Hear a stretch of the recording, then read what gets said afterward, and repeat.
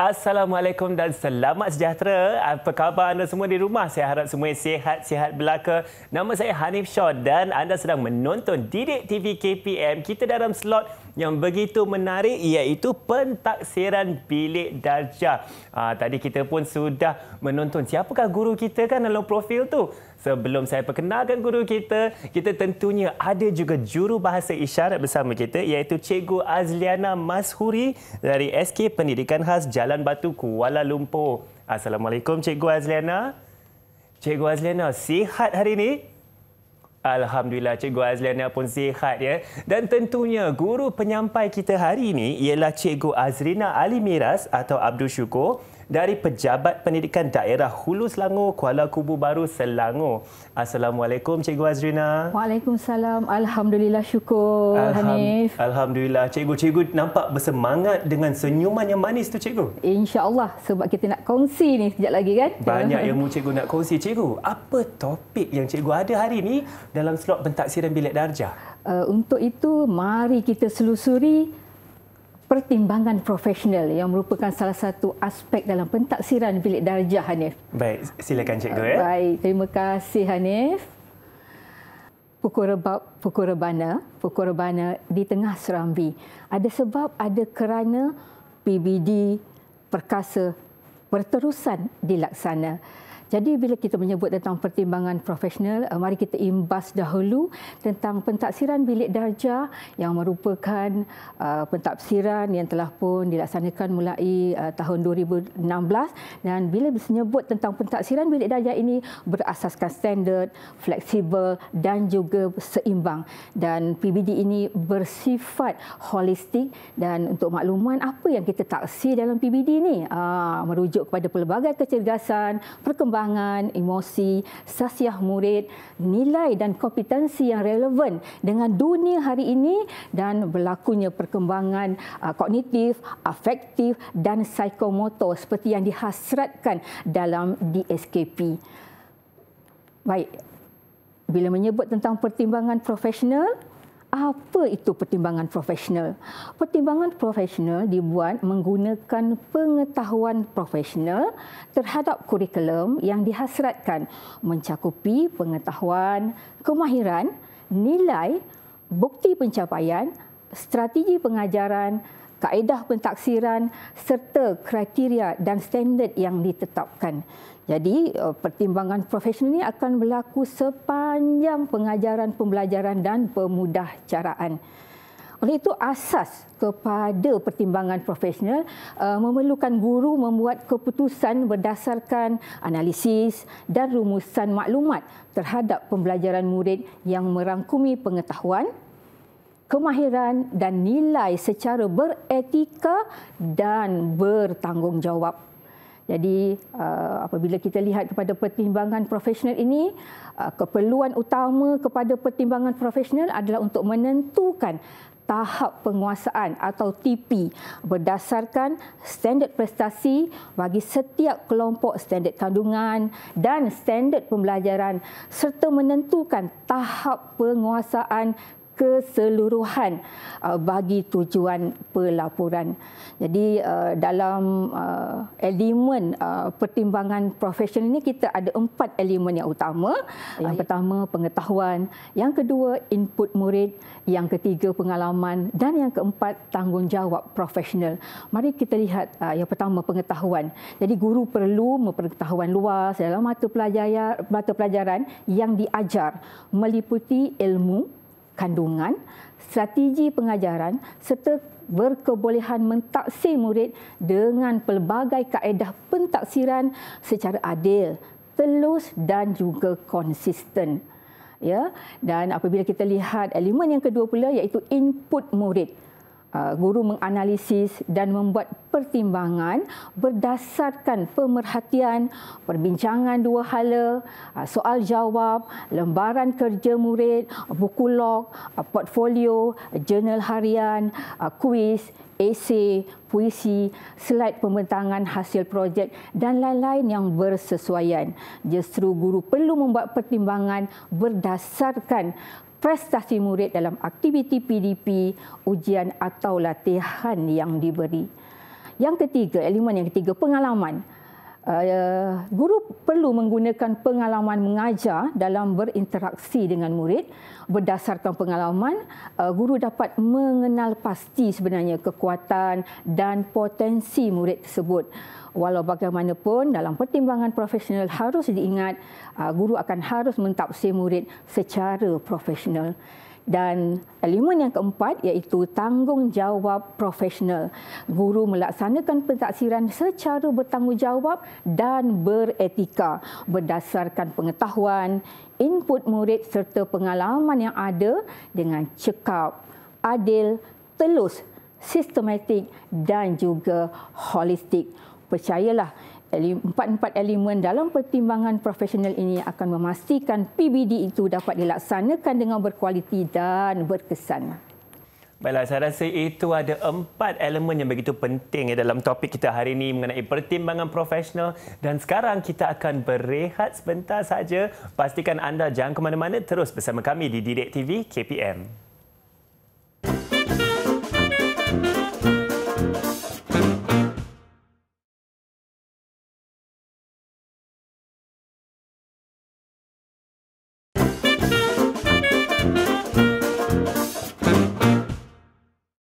Salam sejahtera semua. Anda sedang menonton Didik TV KPM. Sekarang kita dalam slot pentaksiran bilik darjah dan topiknya begitu menarik iaitu mengenai pertimbangan profesional. Ya, bersama saya guru penyampainya ialah Cikgu Azrina.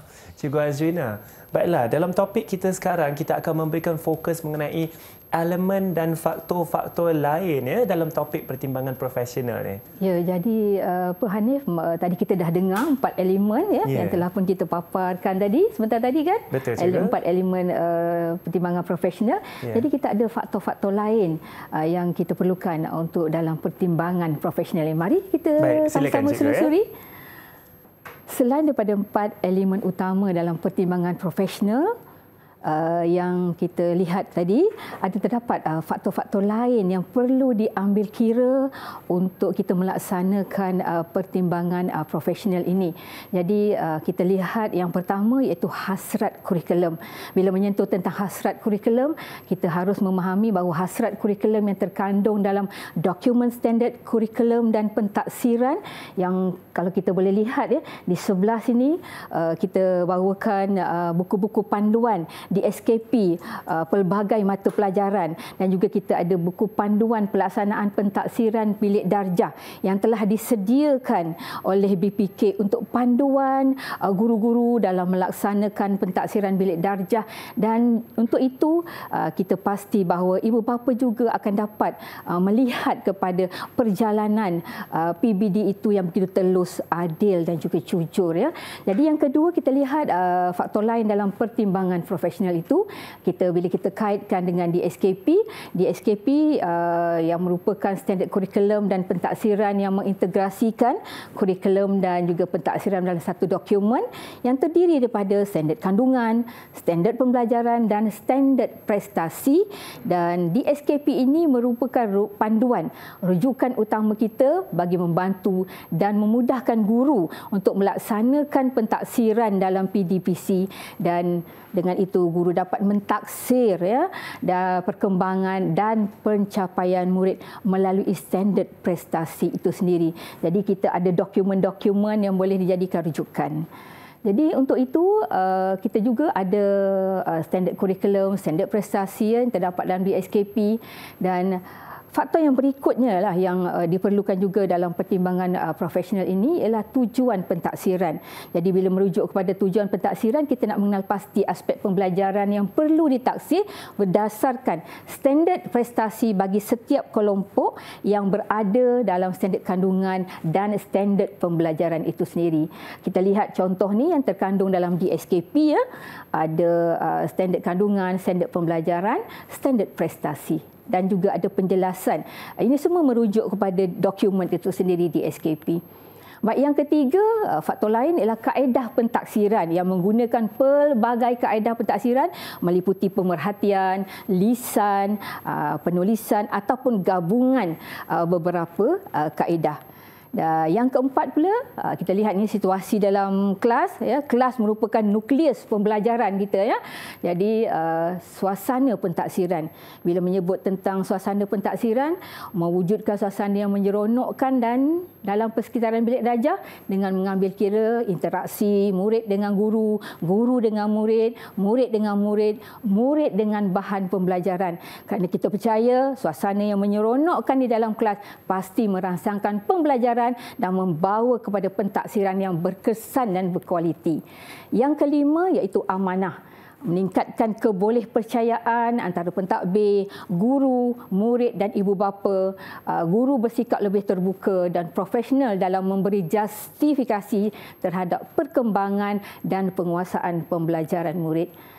Dan yang keenam, peluang. Melalui pertimbangan profesional ni kita telah melihat kepada memberi peluang yang adil dan masa yang secukupnya kepada murid untuk mempamerkan keupayaan mereka dengan mempelbagaikan sumber, aktiviti dan kaedah pentaksiran. Dan sudah pasti dengan faktor-faktor lain yang menyokong dalam pelaksanaan pertimbangan profesional ini, dalam proses ini akan memastikan perkembangan individu murid itu, kita beri peluang yang adil dan masa yang secukupnya kepada murid untuk mempamerkan apa yang mereka telah pelajari daripada segala mata pelajaran yang mereka terima. Baiklah, Cikgu Azrina sudah berkongsi dengan kita elemen dan faktor-faktor lain dalam pertimbangan profesional. Saya pasti banyak lagi anda ingin tahu. Kita akan berehat sebentar saja. Nak tahu lebih lanjut, jangan ke mana-mana. Terus bersama kami di Didik TV KPM.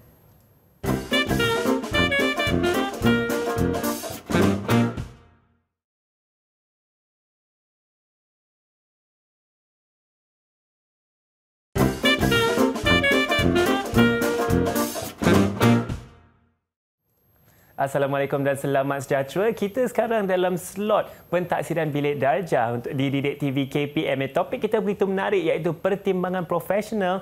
Bersama saya ialah guru penyampai Cikgu Azrina. Cikgu Azrina, saya rasa ini topik yang sangat menarik dan sekarang Cikgu akan memberikan fokus kepada moderasi dalam pertimbangan profesional, ya? Ya, Hanif, moderasi. Baik. Moderasi, jadi baik. Kita teruskan. Silakan, Cikgu. Sama-sama dalam perkongsian ini. Apa itu moderasi?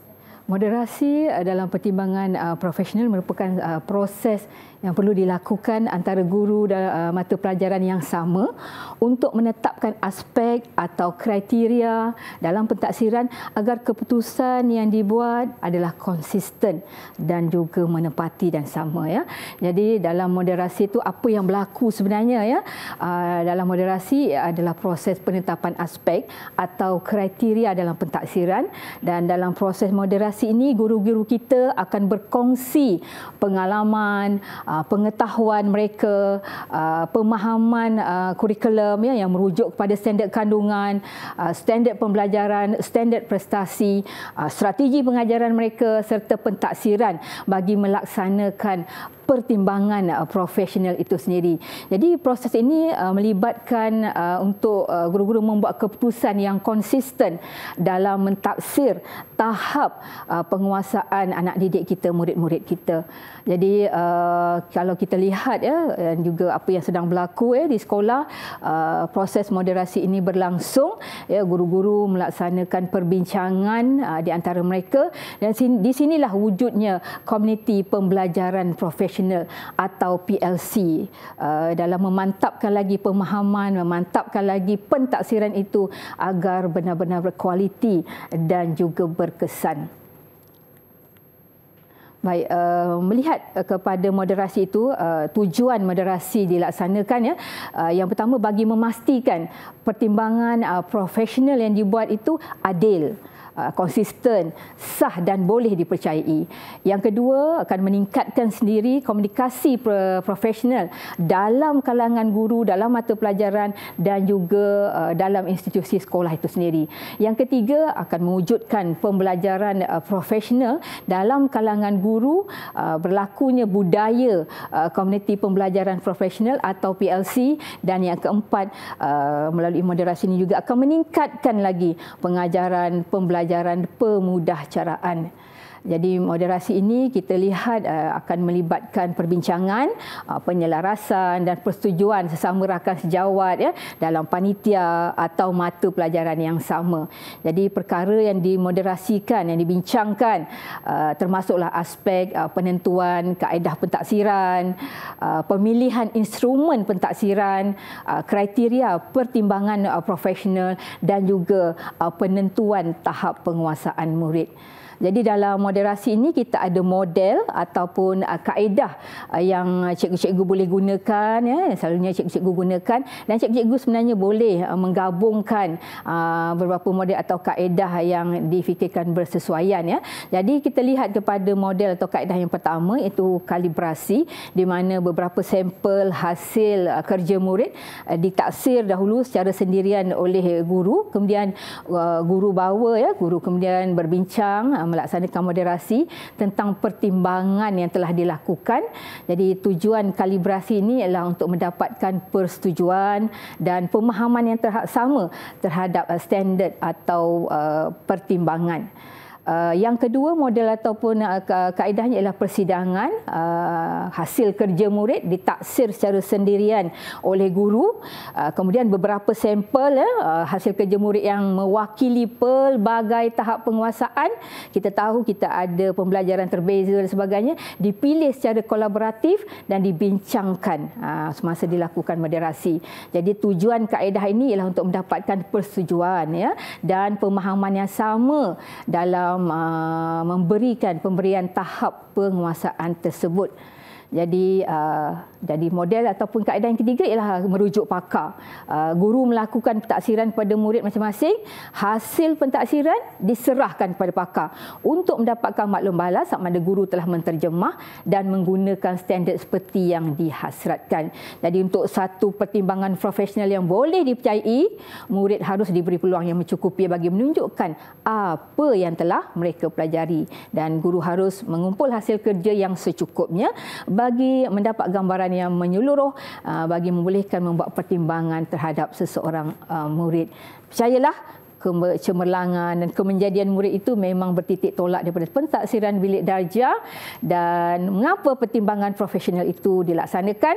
Akal tak sekali datang, runding tak sekali tiba. Sentiasalah berbincang untuk mendapat satu keputusan agar pentaksiran bilik darjah yang kita lakukan benar-benar berkesan dan berkualiti. Ya, Hanif? Baik cikgu, saya rasa itu sangat menarik cikgu dalam topik pertimbangan profesional kita. Kita pun sudah sampai ke penghujung rancangan cikgu, dan cikgu telah kongsikan mengenai elemen faktor-faktor lain dan juga moderasi. Boleh kita dapatkan rumusan keseluruhan cikgu untuk topik kita hari ini, pertimbangan profesional? Rumusannya, Hanif, dalam terus memperkasakan dan melaksanakan pentaksiran bilik darjah, kami mohon kerjasama guru-guru untuk terus adil, telus, jujur melaksanakan pentaksiran bilik darjah dan sokongan berterusan daripada ibu bapa dalam memastikan kemenjadian murid secara holistik seperti yang dihasratkan dalam negara Malaysia yang kita cintai, Hanif. Saya rasa itulah terbaik cikgu ya, dan sebab ini semuanya untuk generasi masa harapan supaya pembangunan lebih holistik seperti yang cikgu katakan untuk murid-murid kita di sekolah ya. Betul. Baiklah, dengan itu saya ingin mengucapkan ribuan terima kasih kepada guru penyampai kita hari ini, Cikgu Azrina Alimira Sata Abdul Syukur dari Pejabat Pendidikan Daerah Hulu Selangor Kuala Kubu Baru. Terima kasih banyak-banyak cikgu. Ya, dan saya rasa banyak yang kita belajar sama-sama, dan juga juru bahasa isyarat kita iaitu Cikgu Azliana Mashuri dari Sekolah Kebangsaan Pendidikan Khas Jalan Batu Kuala Lumpur. Terima kasih Cikgu Azlina, dan kepada anda semua di rumah, saya pasti banyak yang telah anda belajar hari ini dan mesti banyak lagi anda nak belajar kan. Teruskan bersama kami di Didik TV KPM. Nama saya Hanif Sean. InsyaAllah kita jumpa lagi. Terima kasih semua.